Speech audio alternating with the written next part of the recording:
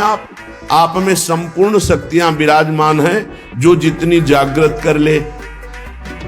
अब वो विषयों में जो भोगों में रत है, वो अपनी शक्तियों को भूल करके भोगों में शक्तिहीनता का अनुभव कर रहा है उसमें भी शक्ति, पर वो भोगों की आसक्ति के कारण शक्तिहीनता का अनुभव कर रहा है। इसीलिए श्रीपाद कह रहे हैं कि हमें ऐसे भोगी पुरुषों से नहीं मिलना, ऐसे पापी जनों का संभाषण मिलना जुलना नहीं, पर भगवत भाव उनमें भी रखना है, मिलना नहीं है।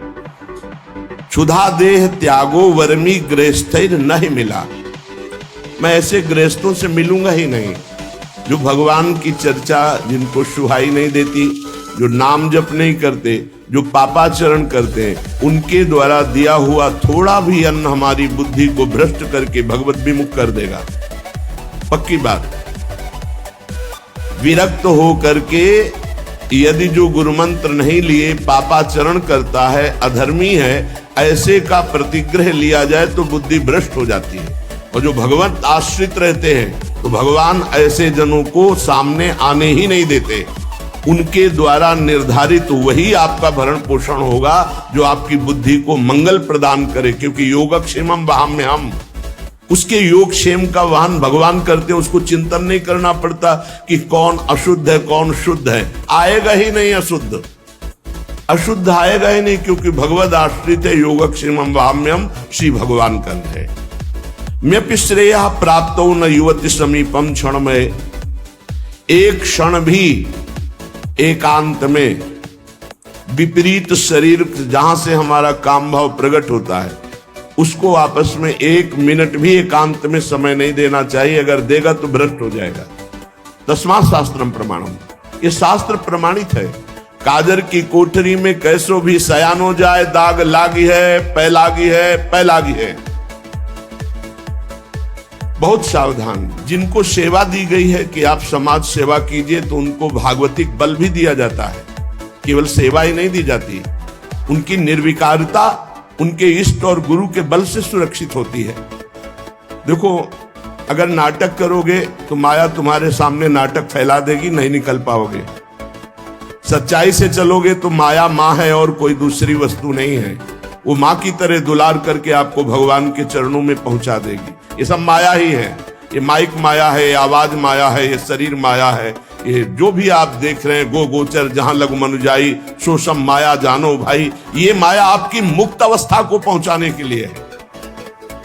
अगर आप माया को भोक्ता भाव से देख लेंगे तो आप पतित हो जाएंगे, वो माँ है।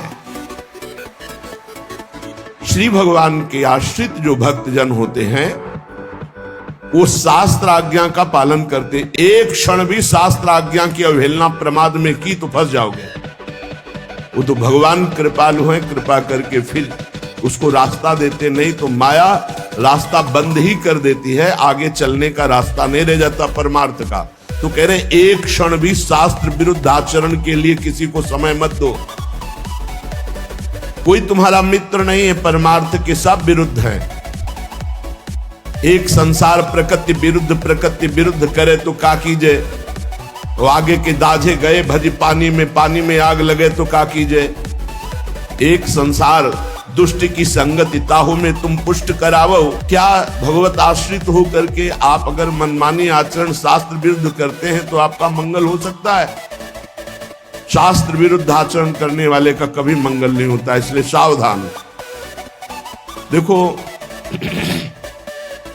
श्रीधाम वृंदावन वास करने वालों को हमने कई बार सत्संग में प्रणाम किया है कि आप रिक्शा चलाते हैं, आप छोटी मोटी दुकान रखते हैं, आप पोछा लगाते हैं यहाँ ब्रजवासियों के घरों में, और आप किसी भी तरह अपने जीवन, तो हम आपको प्रणाम करते हैं। क्यों आप निश्चल और निष्कपट होकर के भगवत धाम का वास करके वृंदावन की प्राप्ति के लिए आप ऐसा कष्ट सहकर कर रहे हैं। लेकिन इसमें छल कपट नहीं, इसमें तिलक कंठी और वेश का दुरुपयोग नहीं, इष्ट और गुरु को गाली पड़ेगी, तुम्हारे सब पुण्य नष्ट हो जाएंगे। सात्विक वेशभूषा का हमने आदेश किया है कि आप अपने घर में पैंट शर्ट पहन सकते हैं। सात्विक वेशभूषा